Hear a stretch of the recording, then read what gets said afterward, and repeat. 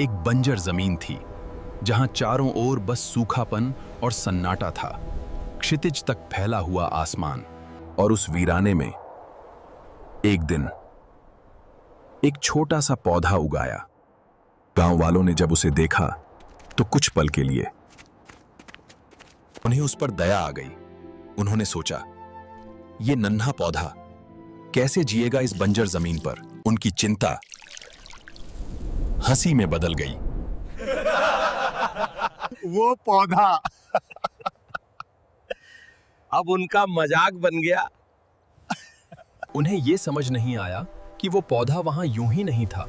वो तो ईश्वर की इच्छा थी, उसकी सहनशीलता की परीक्षा। ऋतुएं बदलती रहीं। कभी जानवरों ने उसे नोच डाला, कभी आंधियां उसकी जड़ों को हिला देती, और कभी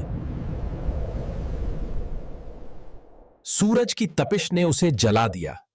पर वो पौधा हर बार फिर से खड़ा हो जाता। छोटा था लेकिन जिद्दी था, कमजोर था लेकिन जीवित था।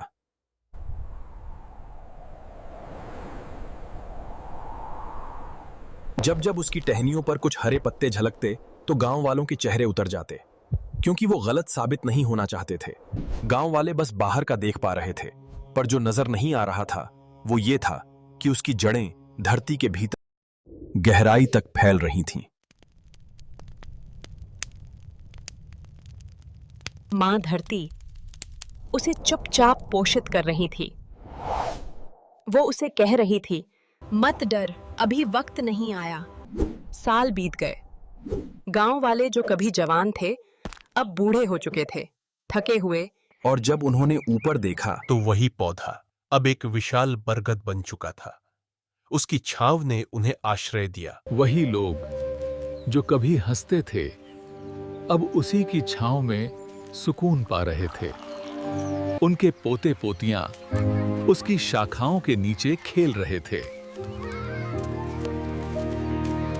और तभी एक बुजुर्ग ने कहा, कभी हमारी नजर बस आसमान तक सीमित थी, लेकिन आज हमारे चारों ओर पेड़ ही पेड़ हैं।